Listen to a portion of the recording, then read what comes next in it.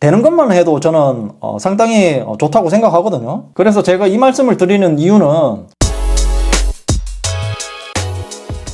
안녕하세요, 랩터입니다. 오늘은 아이패드 에어 M4 11인치 리뷰를 해보겠습니다. 에어 M4는 아이폰 17e와 더불어서 1차 출시국에 포함되어서 3월에 출시를 했거든요. 현재 촬영하고 있는 기준으로 보름 넘게 실사용을 하면서 느낀 장단점들에 대해서 알려드리겠습니다. 그럼 지금부터 자세하게 살펴볼게요. 네, 먼저 디자인입니다. 전작인 에어 M3와 완전히 같다고 보셔도 될 정도로 외관 디자인은 달라진 것이 없고요. 현재 이 몇 년째 동일하게 탑재하고 있는 전면 디스플레이인 10.9인치 리퀴드 레티나 TFT LCD도 그대로 탑재가 되어 있습니다. 당연하게도 60Hz만 지원하고요. DCI P3와 라미네이팅 처리 및 반사 방지 코팅까지 되어 있고요. 그리고 밝기는 최대 500니트까지 밝아집니다. 그래서 이 두꺼운 베젤 역시 몇 년째 그대로 이어져 오고 있죠. 저의 기억으로는 이 전체적인 디자인 자체는 에어 4세대부터 적용을 했기 때문에 6년째 같은 디스플레이를 고수하고 있고요. 그리고 같은 프레임으로 나오고 있죠. 시리즈 중간에 유일하게 바뀐 점이라면 에어 M2에서 전면 카메라가 가로 기준으로 이렇게 중앙으로 옮겨온 것이 전부입니다. 후면을 보면 퍼플 색상이 적용이 되어 있고요. 후면 역시 전작인 에어 M3와 동일하죠. 이 후면 카메라는 12메가픽셀로 전작과 동일하고요. 그 밑에 마이크도 동일한 위치에 있습니다. 이번에도 LED 플래시는 없고요. 하단에는 이 매직 키보드를 사용할 수 있게 해주는 포트가 이렇게 있습니다. 참고로 에어 M3 때부터 사용했던 매직 키보드를 그대로 에어 M4에도 사용할 수 있고요. 이 프로용 매직 키보드 대비 다른 점이라면 트랙패드가 햅틱이 아니라 물리 패드여서 터치감은 조금 좋지 않을 겁니다. 구형 매직 키보드를 에어 전용으로 재출시했다고 보시면 되고요. 그리고 보호 필름이나 케이스도 구형 모델인 에어 M2나 에어 M3에서 사용했던 것을 그대로 사용할 수 있습니다. 크기는 에어 M3와 가로 세로 길이가 모두 동일하고 두께까지 동일하거든요. 가로폭은 247.6mm이고요. 세로 길이는 178.5mm이고요. 두께는 6.1mm입니다. 대신 이 무게만 4g 더 무거워진 464g이고요. 네, 다음으로 실사용성입니다. 영상을 볼 때는 이런 느낌이고요. 비록 최대 밝기가 500니트밖에 안 되지만 실내에서 볼 때는 전혀 문제가 없습니다. 애플의 리퀴드 레티나 디스플레이라서 영상의 품질은 나무랄 데가 없다고 생각하고요. 실제로 햇빛이 쨍한 창가에서 영상을 봤는데요. 이 정도면 정말 밝게 나오는 것은 아니지만 시인성에는 큰 문제가 없다고 생각합니다. 에어 M4도 콘텐츠 소비용으로 최고라고 생각하고요. 10.9인치라서 집 안이든 카페 그리고 도서관 같은 데서 부담 없이 사용할 수 있다고 생각합니다. 게임을 할 때는 이런 느낌이고요. 양손으로 들고 게임하기가 힘들죠. 제가 손이 큰 편이고 남자인데도 이 에어 M4를 들고 게임하는 것은 정말 힘듭니다. 그래서 가능한 이 게임패드 같은 것을 사용해서 하시는 것을 추천드리고요. 그리고 그래픽 설정을 보면 높음이 기본입니다. 솔직히 M4는 매우 높음으로 해도 이게 성능이 남아 돌기 때문에 쾌적하게 게임을 할 수 있고요. 실제로 이렇게 적용을 해도 게이지가 절반도 차지 않는 것을 볼 수 있죠. 이제 원신 같은 게임들은 그냥 아무렇지도 않게 돌릴 수 있고요. 최근에 나오는 이 고사양 게임들도 전혀 문제없이 돌릴 수 있습니다.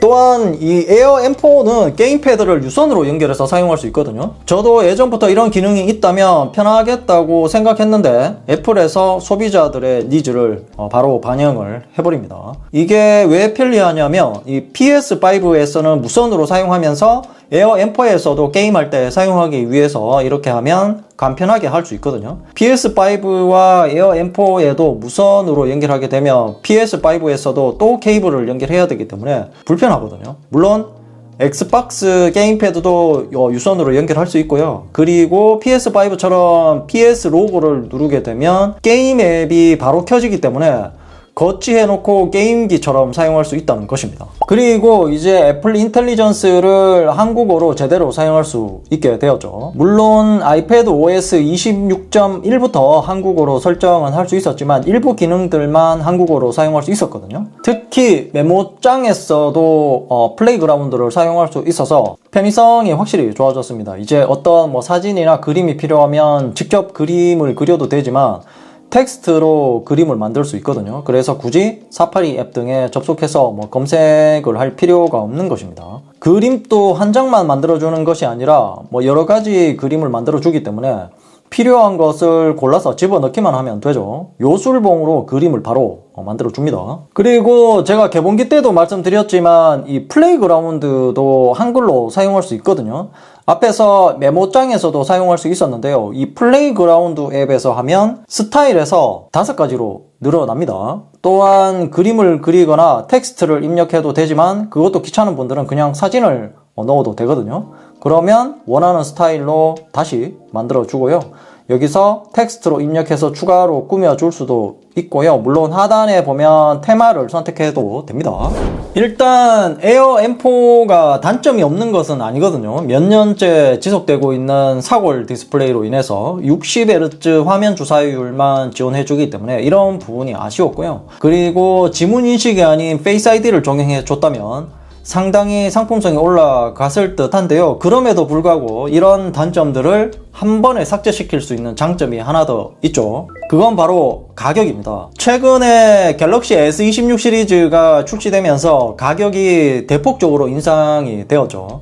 원래는 애플이 신제품을 출시할 때마다 가격을 많이 올렸었는데요. 이제는 삼성이 그러고 있습니다. 심지어 얼마 전에 공개한 이 갤럭시 A37과 갤럭시 A57의 가격 인상도 거의 확실시 되고 있고요. 그런데 애플이 웬일인지 에어 M4를 출시하면서 가격을 동결했거든요. 최근에 환율도 1,500원대인 것을 감안하면 할인해서 판매한다고 해도 과언이 아닙니다. 상당히 이례적인 일이라고 생각하고요. 보통 제가 가격에 대한 말을 꺼내면 대부분 비판적이었는데요. 이것을 장점으로 이야기하고 있기 때문입니다. 그리고 제가 얼마 전에 이 갤럭시에서 아이폰 그리고 아이패드, 맥북으로 이 파일 공유를 할 수 있다고 말씀드렸죠. 그러니까 퀵쉐어를 이용해서 에어드랍과 파일 공유를 할 수 있다고 제가 말씀을 드린 적이 있는데요. 정말 편리합니다. 제가 이게 며칠 동안 계속 사용을 해봤는데 진짜 편리하고요. 여기서 모든 사람에 대해서 10분 동안을 선택을 하게 되면 이렇게 퀵쉐어를 눌러서 들어가면 여기 아이패드가 뜨는 것을 볼 수 있고요. S26 울트라에서 이렇게 파일이 바로 옵니다. 물론 속도는 지금 조금 느린데요. 사진이나 동영상, 짧은 동영상을 주고받기에는 전혀 문제가 없습니다. 제가 올린 쇼츠에 댓글에서도 뭐 속도 가지고 뭐라고 하시는데 아니 이게 되는 것만 해도 저는 상당히 좋다고 생각하거든요. 그래서 제가 이 말씀을 드리는 이유는 이게 갤럭시 기기를 사용하는 분들은 무조건 갤럭시 탭을 사용할 필요가 없다는 말입니다. 반대로 아이폰을 사용하시는 분들도 무조건 아이패드를 사용할 필요가 없다는 것이고요. 그래서 그 경계가 무너졌다. 이걸 말씀드리고 싶었습니다. 그래서 아이폰 말고 갤럭시 폰을 사용하는 분들도 아이패드 에어 M4 구매하셔도 되고요. 파일 공유에 전혀 문제가 없습니다. 그리고 반대로 에어 M4에서도 보낼 수 있거든요. 똑같아요. 여기서 모든 사람으로 선택을 하시면 되고요. 아이패드에서 하는 것과 똑같죠. 네, 그러면 이렇게 S26 울트라가 검색되는 것을 볼 수 있죠. 그러면 바로 보내집니다.